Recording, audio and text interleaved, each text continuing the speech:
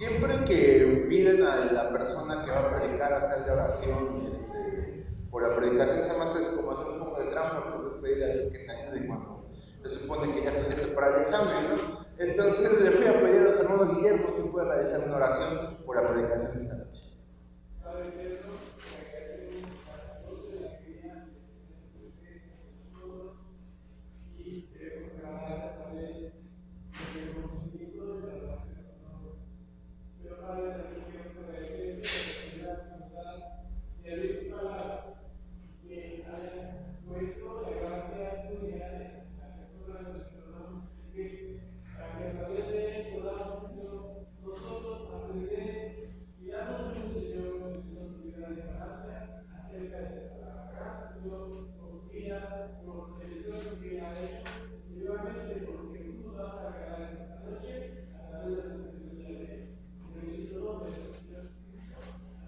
Pueden tomar asiento, hermanos.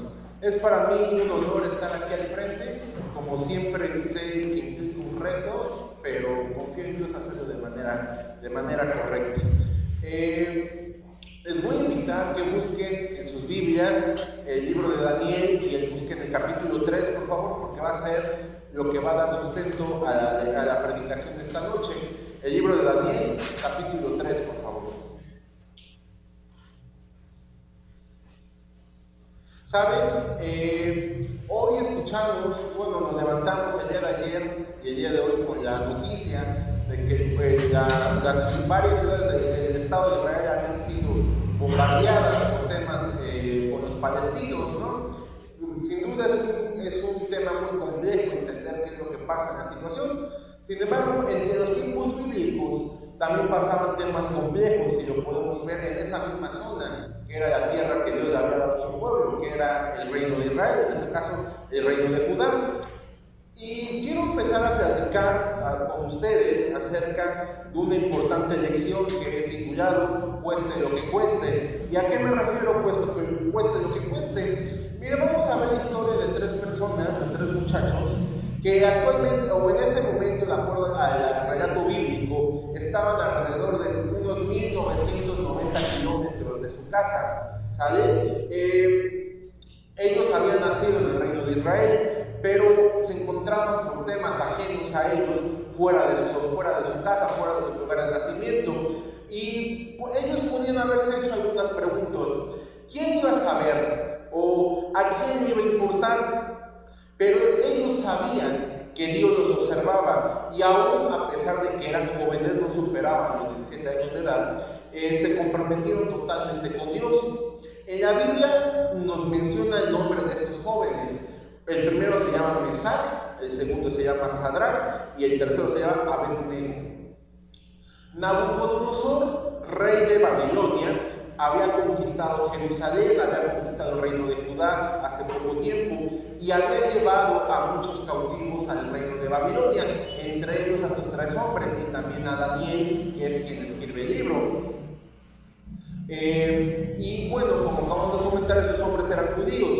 Estos hombres tenían o podían adaptarse a la nueva situación que estaban viviendo, absorber la nueva cultura que ellos estaban desenvolviendo. Sin embargo, estos hombres conocían a estos jóvenes, de hecho conocían lo que era tener una disciplina firme, mucho más que muchos hombres en toda su vida.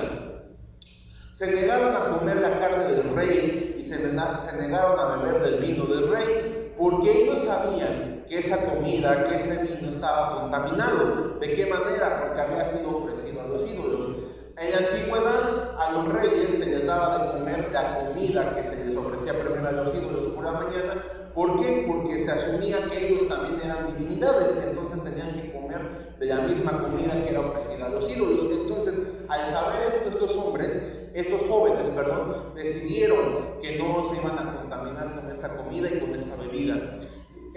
También sabían que hacer eso iba contra la misma ley de Dios. La ley de Dios prohibía comer las cosas ofrendadas a los ídolos. Sin embargo, ¿saben? El rey Nabucodonosor se había vuelto poderoso y se había vuelto un tanto egoísta, como muy egoísta. Decidió construirse una estatua a sí mismo, una gran imagen que el tamaño que viene descrito en la Biblia lo traducimos, dice que era más de 27 metros de altura. Yo no sé cuánto mide la pared que está acá atrás de mí, a la puerta de entrada, pero supongo que no son 27 metros, y si lo son, imagínense el tamaño de la estatua que construyó, y además esta estaba hecha de puro oro. Entonces, imagínense lo que valdría la estatua hoy en día, o un dedo de esta estatua, ¿no? Entonces, él convocó a sus súbditos de todos los países que él había conquistado. Nabucodonosor, al ser rey de Babilonia, Babilonia era un país cuya naturaleza era ser belicoso, era expandirse, y Nabucodonosor había conquistado muchos reinos, entre ellos el reino de Israel, el reino de Judá. Entonces, un día se le ocurrió y tuvo la idea de convocar a todos sus súbditos de todos los países conquistados para que acudieran de la llanura que la Biblia describe que tenía el nombre de Durán. Allí, en ese lugar, se dio un mensaje contundente a todos los presentes. Les invito que busquemos en nuestra Biblia Daniel capítulo 3, versículos 5 y 6. La palabra de Dios expresa que al oír el son de la bocina, de la flauta, del tamboril, del arpa, del salterio, de la zampoña y de todo instrumento de música, os postréis y adoréis la estatua de oro que el rey Nabucodonosor ha levantado, y cualquiera que no se postre y adore, inmediatamente será echado dentro de un horno de fuego ardiente. Supongo que cuando cierro los ojos y trato de imaginarme esta escena y trato de imaginarme el contexto en lo que estaba pasando, me imagino una escena como algo así, como un desfile militar. No sé si algunos hayan tenido la oportunidad de acudir al desfile militar que ocurre aquí en el Zócalo por el 16 de septiembre. Seguro alguno ha podido asistir, y si no, tengo la impresión que todos lo hemos visto por televisión. Son eventos que son solemnes, que son magnánimos, ¿no? Y que sirven para mostrar el poder que tiene el Estado. Me imagino que cuando Nabucodonosor celebró su evento, fue con la misma situación y fue con la misma solemnidad. Me imagino que presentaron, no sé llamar honores a la bandera, pero seguro honores al rey, eso seguro sí lo hicieron. Seguramente hubo desfiles militares para mostrar la grandeza del ejército, y también quiero pensar que hubo bandas musicales, no como lo que hoy pensamos, no el concepto que hoy tenemos bandas musicales, que son gente que hace música popular, sino más bien como bandas militares o como bandas de escuela. Me imagino que fue un evento que tuvo todo eso. Y en lo alto de la tribuna, en lo alto del estrado, en lo alto del escenario, sonaron todas las trompetas al unísono, y un heraldo, que era la persona que llevaba el mensaje, anunció, como podemos ver en Daniel 3, versículos 4 y 5, y el pregonero anunciaba en alta voz: mandase a vosotros, oh pueblos, naciones y lenguas, que al oír el son de la bocina, de la flauta, del tamboril, del arpa, del salterio y de la zampoña y de todo instrumento de música, os postréis y adoréis la figura de oro que el rey Nabucodonosor ha levantado. ¿Saben? Sin duda alguna, lo que estaba haciendo Nabucodonosor era crear una religión con imagen a sí mismo. Vimos al pastor en la mañana, nos enseñaba el concepto de religión, ¿no? Y quiero entender, o quiero plasmar que la falsa religión, como es lo que él estaba tratando de hacer, sin duda alguna tiende a utilizar la fuerza. Si no, pregúntenle a la Iglesia Católica cuando supuestamente evangelizaban a los indios cuando conquistaron las tierras de América. Y la falsa religión y el uso de la fuerza está muy ligada, o está completamente ligada, a las enseñanzas y a la forma de ser del diablo. ¿Saben? 2 Corintios 4:4 nos dice que Satanás es el Dios de este siglo. No lo busquen porque son pequeños versos que estoy tratando de mostrarles. Efesios 2:2 nos dice que Satanás es el príncipe de la potestad del aire. Y Juan 12:31, nuestro Señor Jesucristo menciona que Él es el príncipe de este mundo. Entonces, la falsa religión está ligada con Satanás, y Nabucodonosor en ese momento fungía como su instrumento para poderla llevar a cabo. Nabucodonosor, el rey, ordenó al pueblo que adorara su imagen. De forma similar, en Mateo capítulo 4, leemos también que a nuestro Señor Jesucristo se le pidió que se inclinara y que adorara al diablo. Sin embargo, si podemos leer el pasaje, Jesús no discutió, no debatió, él simplemente dijo. Entonces Jesús le dijo: vete, Satanás, porque escrito está: al Señor tu Dios adorarás y a Él solo servirás. Mateo 4:10. Él utilizó la palabra de Dios para responder al diablo, no se prestó a discusiones, no se prestó a debates. Por eso yo creo que es importante que memoricemos los pasajes que vienen en la Biblia para poder tener la fe y para poder tener la solvencia necesaria para poder eliminar las tentaciones y las dudas y los miedos que se presenten en nuestra vida cuando Satanás nos tiente y cuando Satanás nos provoque. Jesús, nuestro Señor Jesucristo, utilizó la escritura como un arma cuando dijo: al Señor tu Dios adorarás y solo a Él servirás. Quiero hacerles una pregunta. ¿Recuerdan ustedes cuál es el primer mandamiento? ¿Podrías recordar fácilmente cuál es el primer mandamiento?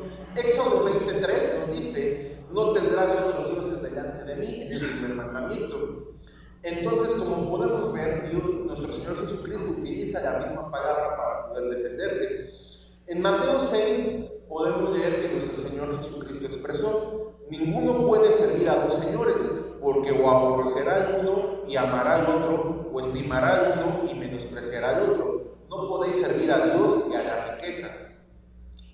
Sin duda alguna, siempre en nuestra vida tenemos que elegir y después acarrear las consecuencias que esas decisiones nos llevan. Cada uno de nosotros tiene que elegir entre inclinarse a las cosas de este mundo, que son malas y en su mayoría son equivocadas, o inclinarse ante el Dios verdadero y vivo.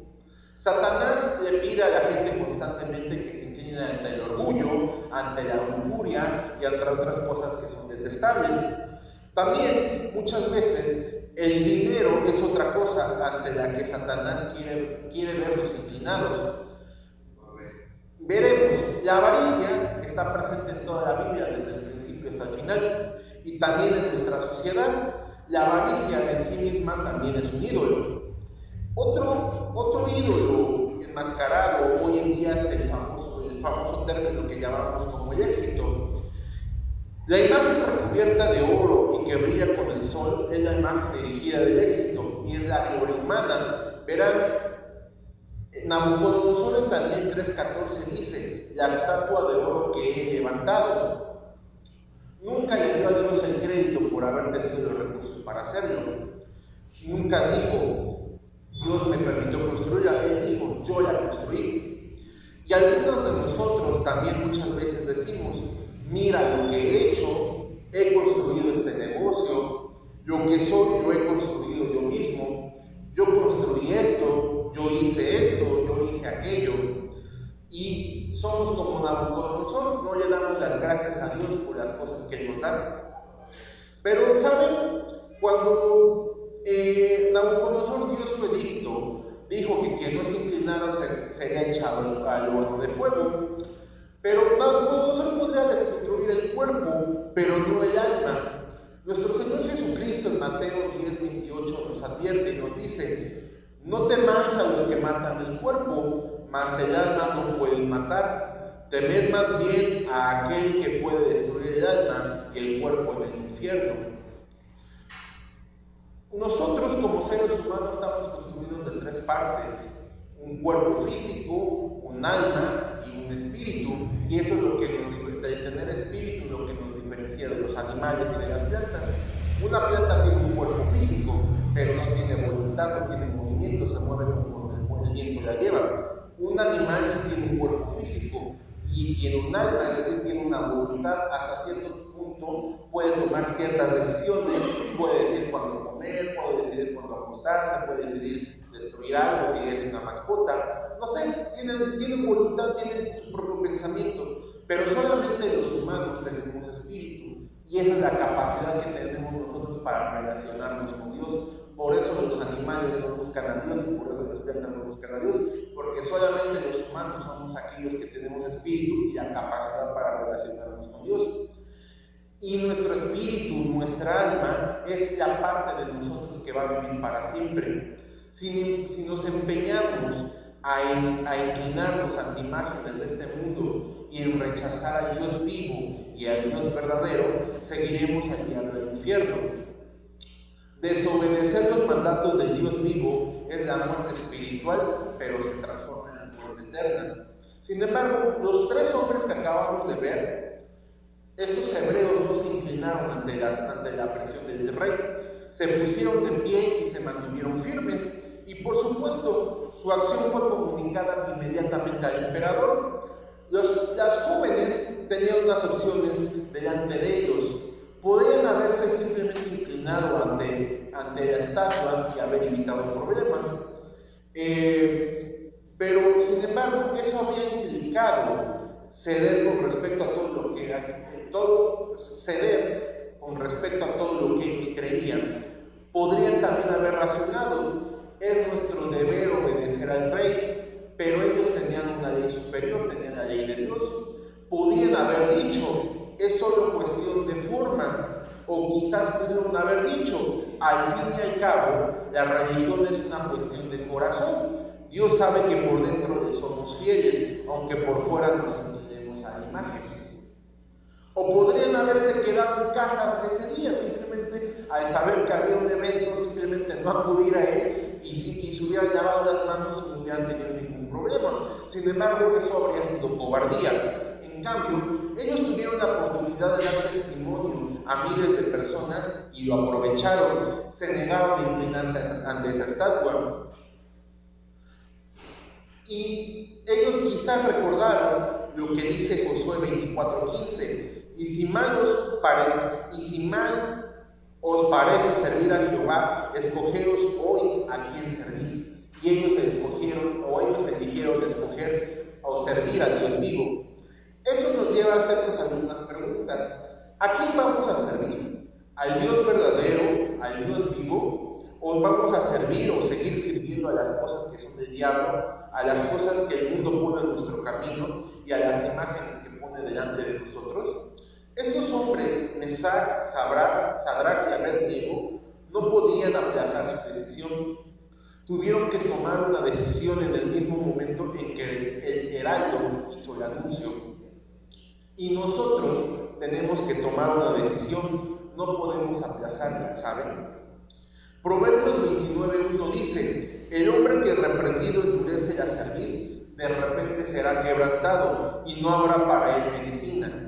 Muchas veces estamos expuestos a esto cuando endurecemos nuestro corazón y cuando no estamos dispuestos a servir a un Dios que conocemos. Tenemos que decir sí o no, estamos obligados a ello. Sin embargo, algunos, quizá como a mí muchas veces nos gusta decir tal vez, ¿no? Buscamos una tangente. Algunos intentamos tener un bien en ambos mundos, pero Dios no permite eso. Jesús no negociará con nosotros. El plan del Evangelio está establecido y no es negociable. Dios dice que si queremos entrar en su reino, tenemos que aceptar a su Hijo como nuestro suficiente Salvador en nuestros corazones y dejar que gobierne nuestras vidas.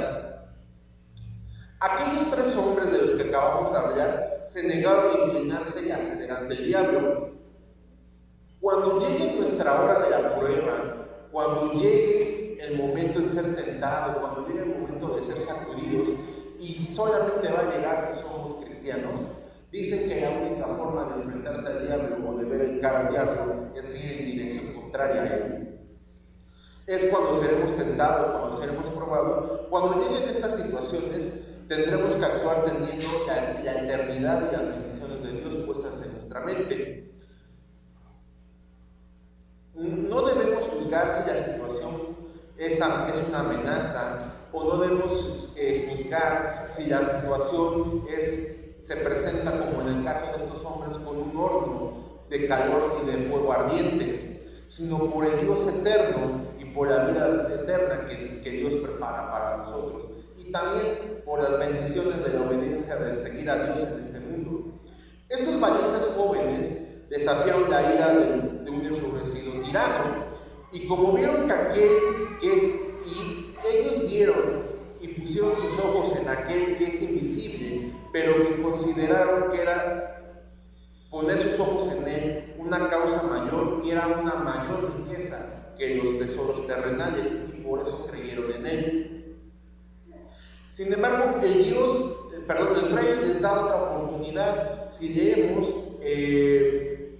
el pasaje completo, nos daremos cuenta que Nabucodonosor les vuelve a dar otra oportunidad porque además les tenía estima.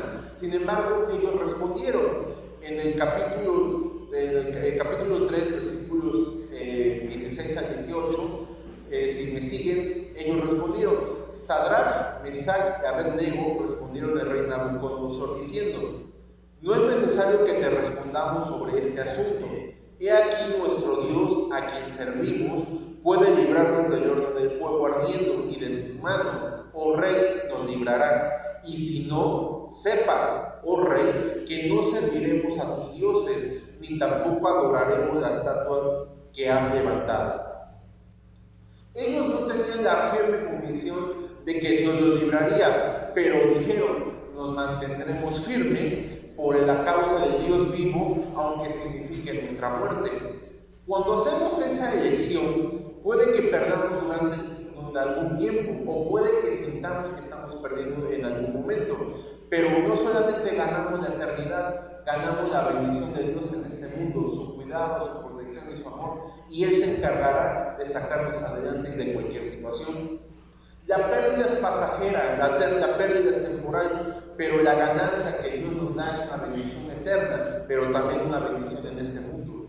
Estamos preparados, debemos de estar preparados como estos hombres para tener una respuesta firme. Ellos confesaron su fe y mostraron su confianza en su Dios.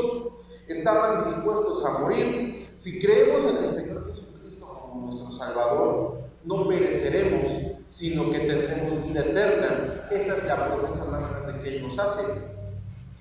Luego vino su castigo, fueron arrojados al horno de fuego, fueron al horno sin la certeza de que serán librados en la carne, pero tenían una confianza firme e implícita en que Dios haría lo mejor para ellos y para su reino.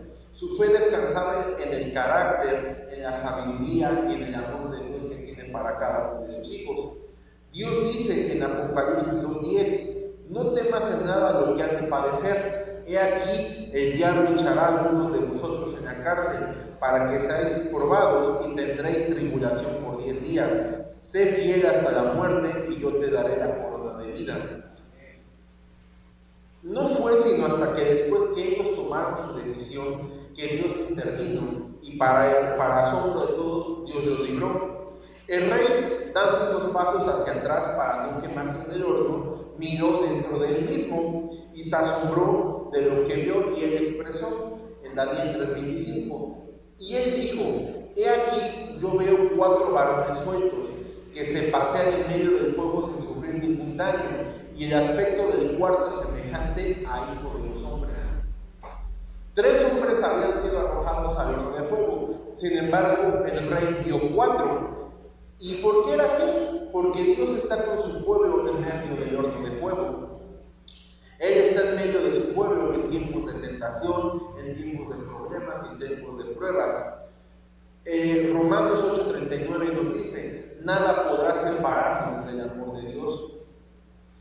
Los hombres entraron en el horno de fuego tranquilos, entraron con autocontrol y entraron con alegría. Dios estaba con ellos. Y cuando el rey ordenó sacarlos, salieron con la cabeza en alto. No se les chamuscó ni un solo pelo de la cabeza. Sus ropas ni siquiera fueron